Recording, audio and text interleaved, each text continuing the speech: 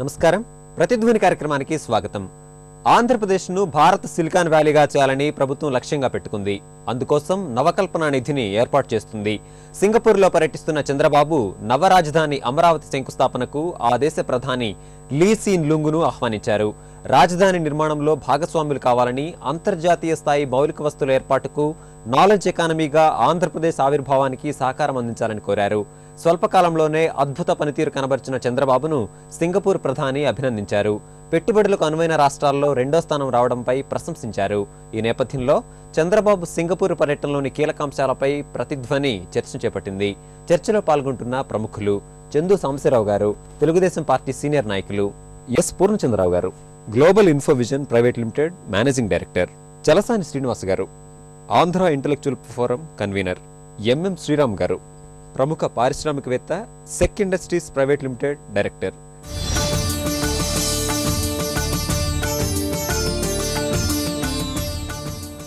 సాంబశివరావు గారు, అమరావతి శంకుస్థాపన కార్యక్రమానికి సింగపూర్ ప్రధాని లీ సీన్ లూంగ్ను ముఖ్యమంత్రి ఆహ్వానించారు. రాజధాని నిర్మాణం, మౌలిక వస్తువులు, నాలెడ్జ్ ఎకానమీ వంటి అంశాల్లో సింగపూర్ సహకారం రాష్ట్ర ప్రగతికి ఎలాంటి పునాదులు వేస్తుందంటారు? అమరావతి నిర్మించుకునే విషయంలో మాస్టర్ ప్లాను సింగపూర్ వాళ్ళు వాలంటరీగా చేస్తూ ఉన్నారు కాబట్టి వాళ్ళకి అనుభవం ఉంది కాబట్టి, ఒక సిటీని డిజైన్ చేసి ప్రాపర్గా డిజైన్ చేయగలిగినటువంటి అనుభవం ఉంది కాబట్టి వాళ్ళ అనుభవాన్ని మనం తీసుకున్నాం. బేసిక్గా ప్లాన్ వాళ్ళు తయారు చేశారు కాబట్టి ఆ ప్లాన్లో ఎక్కడ ఏది ఉండాలనేది దానికి మంచి అవగాహన వాళ్ళకు ఉంది కాబట్టి ఆ మేరకు వాళ్ళ ఎక్స్పర్టీస్ని మనం వాడుకోవడంలో తప్పేం లేదు, వాడుకోవాలి కూడా. ప్లాన్ తయారు చేసిన వాళ్ళు మనతో ఉండటం అనేది చాలా అవసరం. It's part and parcel of the construction or building the capital city. రెండోది, దీన్ని మనం ఐటీ హబ్ గాను, లేదంటే గూడ్స్ ట్రాన్స్పోర్ట్ కోసం హబ్ గాను, మన కోస్టల్ లైన్ బాగా ఉంది కాబట్టి పోర్ట్స్ వచ్చే అవకాశం ఎక్కువ ఉంది కాబట్టి ఆ విషయాల్లో వాళ్ళ హెల్ప్ తీసుకోవడంలో there is nothing wrong. Japan will do its own. వాళ్ళు ఎక్కడైతే వాళ్ళకి ఎక్స్పర్టీజ్ ఉందో ఆ విషయాల్లో మనం కొంతవరకు వాడుకుంటాం. ఇండియన్స్కి ఎక్కడ ఎక్స్పర్టీజ్ ఉందో అది వాడుకుంటాం. సింగపూర్ వాళ్ళకి ఏ ఫీల్డ్లో ఎక్స్పర్టీజ్ ఉందో అది వాడుకుంటాం. అలాగే చైనీసు, అలాగే అమెరికన్స్. కాబట్టి ఇదేదో ఎక్స్క్లూజివ్లీ సింగపూర్ వాళ్ళే ప్లాన్ చేశారు, సింగపూర్ వాళ్ళే ఎగ్జిక్యూట్ చేస్తారు, సింగపూర్ వాళ్ళే ఎవ్రీథింగ్ అనేది కరెక్ట్ కాదు. అది ఆ సెన్స్లో కూడా సేమ్ గారు మాట్లాడలేదు. మనం అమరావతి వరకు మాట్లాడుకుంటే Amaravati can look like A Singapore only. మళ్ళీ ఒక సిటీ వరకు మాట్లాడుకుంటే మిగతా మన 13 జిల్లాల్లో మనం ఏం చేస్తామంటే as will do differently, will do things differently. But మనం ఎక్కడ ఏది చేసినా కానీ ఈ స్మార్ట్ సిటీ కాన్సెప్ట్స్ అనుకోండి, మేనేజింగ్ రిసోర్సెస్ అనుకోండి, ఇవన్నీ కూడా కొన్ని ఐడియాస్ మనం సింగపూర్ దగ్గర తీసుకోవడం అవకాశం ఉంది, అవసరం ఉంది.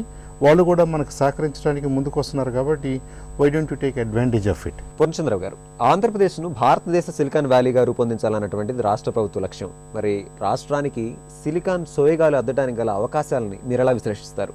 అంటే మనం సిలికాన్ వ్యాలీకి డెఫినెట్లీ చాలా దూరంగా ఉన్నామండి ఇన్ టర్మ్స్ ఆఫ్ మనకున్న ఇవాళ ఉన్న పరిస్థితుల్లో. IT definitely major overhaul is needed అండి. ఒక్కసారి ఒక మూమెంటం వచ్చి పోయింది ఇప్పుడు డెఫినెట్లీ. అది మెయిన్ ఏంటంటే మనకి బ్రాండింగ్ కావాలి, ప్లస్ మంచి ఫాలో అప్ కావాలి. ఇవాళ కూడా మనకి ప్రాపర్గా దాన్ని ముందుకు తీసుకెళ్లే, అంటే చంద్రబాబు గారిని లీడర్షిప్ పక్కన పెడితే మిగిలిన కింద లెవెల్లో అసలు మనకు లీడర్షిప్ లేదండి ఐటీలో. డెఫినెట్లీ అంటే క్రిటిసిజం అనుకోవచ్చు, బట్ డెఫినెట్లీ ఐటీ ఏరియాలో ఏపీ మేజర్గా ఫెయిల్ అయ్యింది ఇప్పుడు వరకు. అవుట్ ఆఫ్ ద వే వెళ్ళి ఇన్సెంటివ్స్ ఇవ్వాల్సిన పరిస్థితి కనపడుతుంది. అంటే మనకు hardware potential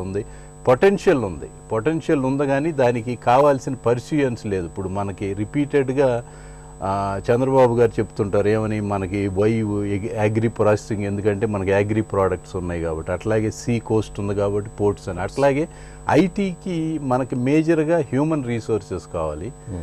human resources at high level, high skilled employees కావాలి, మిడిల్ స్కిల్డ్ ఎంప్లాయీస్ కావాలి. వీళ్ళందరికీ అసలు ఏం కావాలి అన్న దాని మీద మనకి ఇంకా ఫోకస్ రాలేదండి. వాళ్ళకి ఏం కావాలి అంటే సోషల్ ఇన్ఫ్రాస్ట్రక్చర్ కావాలి. సో స్కూల్స్, హాస్పిటల్స్ వరకు actually we are not bad, AP బాగానే ఉంది. కానీ ఇంకా చాలా మేజర్ ఇష్యూస్ ఉన్నాయండి. అంటే అఫోర్డబుల్ హౌసింగ్ కానీ, ట్రాన్స్పోర్టేషన్ కానీ, మీకు ఎయిర్పోర్ట్స్ ఇంపార్టెంట్. అంటే ట్రాన్స్పోర్టేషన్కి అందరూ రియలైజ్ అయ్యారు ఐటీలో ఎంత పొటెన్షియల్ ఉందని. ఇప్పుడు ఆ పొటెన్షియల్ ఈయన ఇదివరకు ఎఫర్ట్లో చాలదండి, అంటే దానికి డబుల్ ఎఫర్ట్ పెట్టి ముందుకు వెళ్ళగలిగితేనే దీంట్లో ఇది ఉంటుందండి.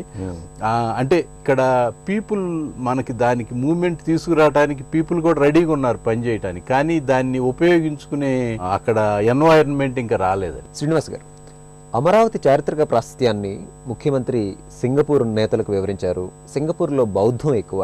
ఆ నేపథ్యంలో అమరావతి నిర్మాణంలో సింగపూర్ ఎలాంటి క్రియాశీలక పాత్ర పోషించే అవకాశం ఉందంటారు? 2000 సంవత్సరాల నాటి అద్భుతమైన ఆంధ్రుల యొక్క చారిత్రాత్మక ప్రాశస్తికి అమరావతి నిదర్శనం. బౌద్ధ ధర్మ ప్రభావమే కాకుండా అక్కడ అమరావతి శిల్పకళ ఏదైతుందో ప్రపంచంలో లండన్లో కూడా దాని పెవిలియన్ ఉంది సపరేట్గా అమరావతి శిల్పకళకి. ప్రపంచంలో ప్రఖ్యాతిగాంచిన ఒక చారిత్రాత్మక కళకు కూడా రూపం ఆ ప్రాంతం. అక్కడ ఒక నాగరికత ఏదైతే ప్రజ్వరిల్లిందో అది తప్పనిసరిగా మిగతా ప్రాంతాలన్నింటికీ దార్శనికతగా రూపొందుతుంది బౌద్ధ ధర్మ ప్రభావం.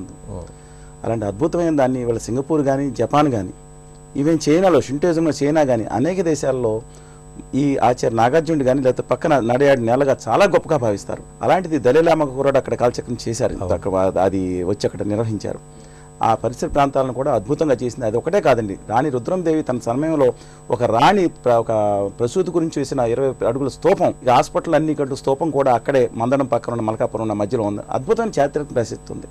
ఇదే విషయాన్ని నేను సింగపూర్ వెళ్ళినప్పుడు అక్కడ మంత్రి గారితో కానీ అక్కడ మిగతా హెరిటేజ్ దాంట్లో కూడా ప్రస్తావించాను. తప్పనిసరిగా వాళ్ళు మెస్మరైజ్ అయ్యారంటున్నాం. మోర్ ఇంకా డెప్త్ ఇంత చారిత్ర మా నగరం ఇంకా 150 దానికి హెరిటేజ్ అని మేము వాక్ పెడతా ఉన్నాం.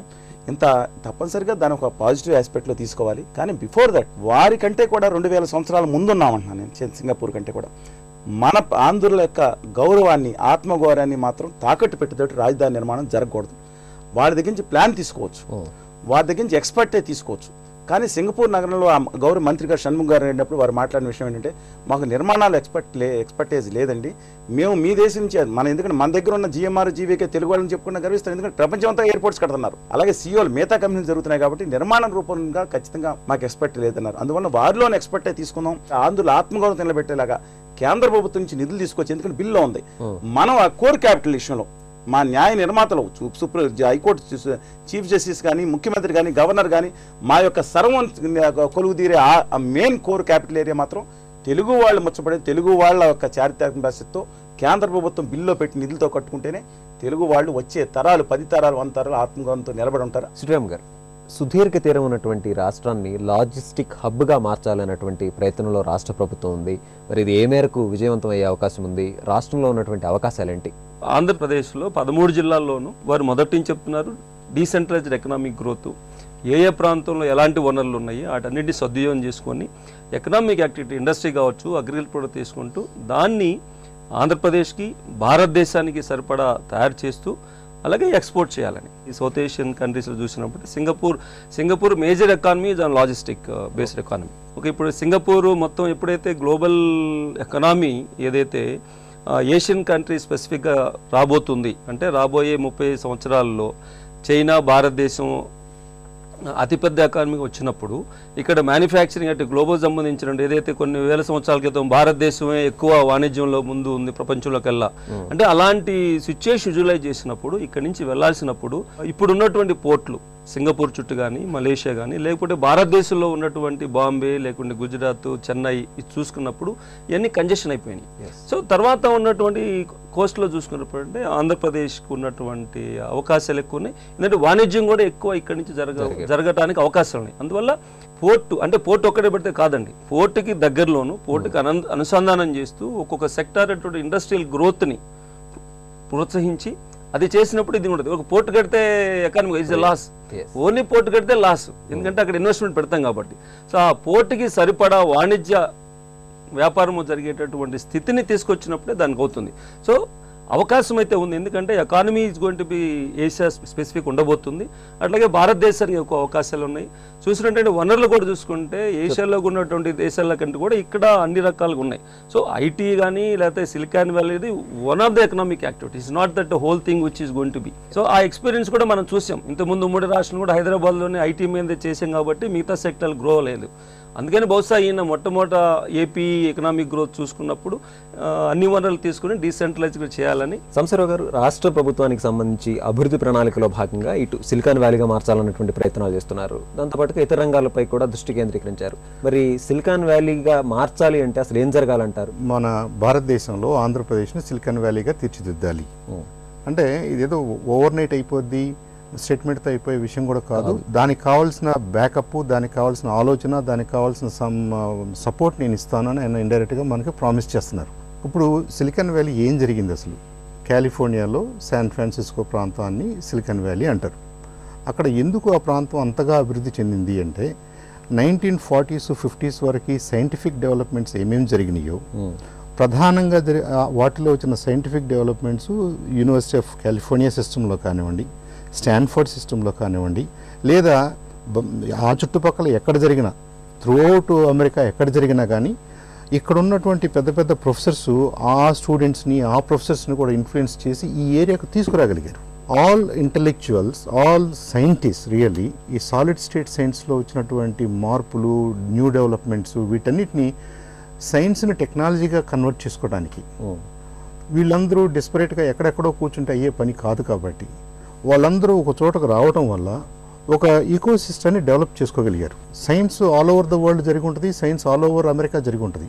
దాన్ని టెక్నాలజికల్గా కన్వర్షన్ మాత్రం సిలికాన్ వ్యాలీ ఏరియాలోనే జరిగింది. ఎందుకంటే సిలికాన్ వ్యాలీ ఏరియాలోనే ఆ కావలసినటువంటి న్యూక్లియస్ ఏర్పడింది. నంబర్ ఆఫ్ పీపుల్ అక్కడికి రాగలిగారు. అది రావడానికి మనం ఆలోచిస్తే ఏమేమి జరిగినాయో, number of institutions of world class, number of professors of world class with good reputation, and number of financiers, డబ్బులు పెట్టగలిగిన వాళ్ళు.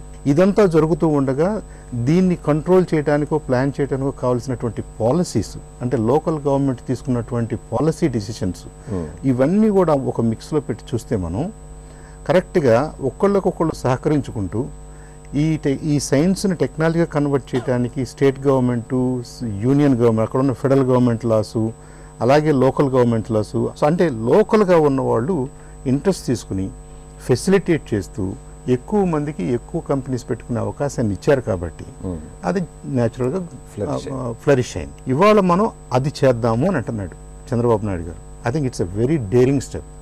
ఏదో అదేదో ఒక స్టేట్మెంట్ అని నేను అనుకోవటం లేదు.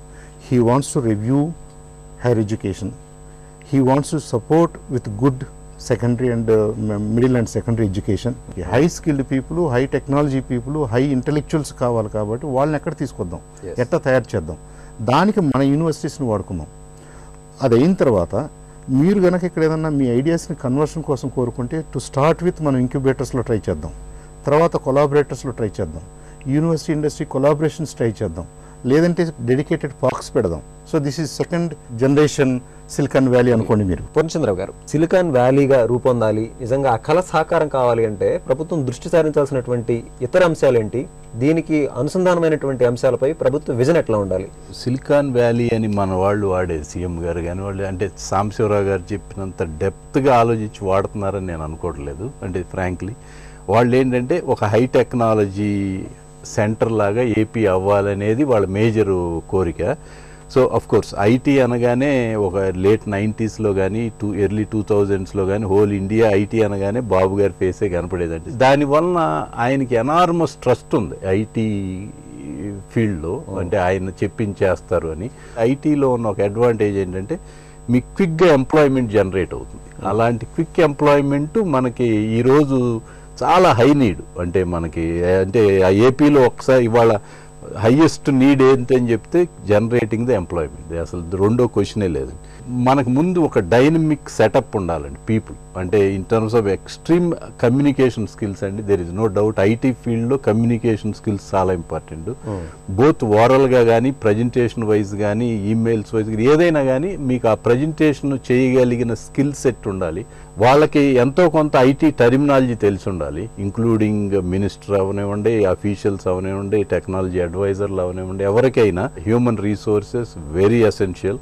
అది మనకు మూవ్ అవ్వాలంటే దానికి మళ్ళీ కొన్ని స్టెప్స్ తీసుకోవాలి. And of course SME incentives, land allocation policies అవి కూడా ఇంకా పూర్తిగా అంటే ఏదో లూజ్గా అనౌన్స్ చేశారు కానీ ఫర్మ్గా ఇది ఇంత అని కానీ అట్లాంటి ఇది లేదు. ఇంక్యుబేషన్ సెంటర్స్, స్టార్టప్స్ అన్నీ కూడా అవసరం.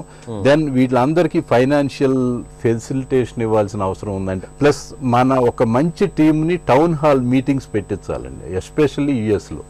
అంటే మనం బిగ్ సెంటర్స్కి వెళ్ళి కాలిఫోర్నియా వెళ్ళనివ్వండి, న్యూయార్క్ వెళ్ళనివ్వండి, బాస్టన్, మ్యాసచ్యూసెట్స్ అట్లా మేజర్ సిటీస్లో పెడితే ఎన్ఆర్ఐస్, ఎస్పెషల్లీ తెలుగు ఎన్ఆర్ఐస్ చాలా మంది రావటానికి, ఇన్వెస్ట్ చేయడానికి రెడీగా ఉన్నారు. శ్రీనివాస్ గారు, సింగపూర్ అనుభవాలని అనేక అంశాల్లో, ముఖ్యంగా అటు నాలెడ్జ్ ఎకానమీగా రాష్ట్రాన్ని మార్చడంలోనూ, ఇటు రాజధాని నిర్మాణంలో కూడా వాడుకోవాలన్నటువంటి ప్రయత్నాన్ని చేస్తున్నారు.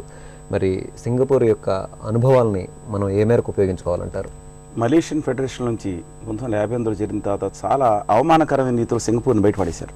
బాధ దెబ్బతిన్న హృదయంతో, ఆ కసితో, పట్టుదలతో ఈ స్టేజ్కి వచ్చారండి వాళ్ళు.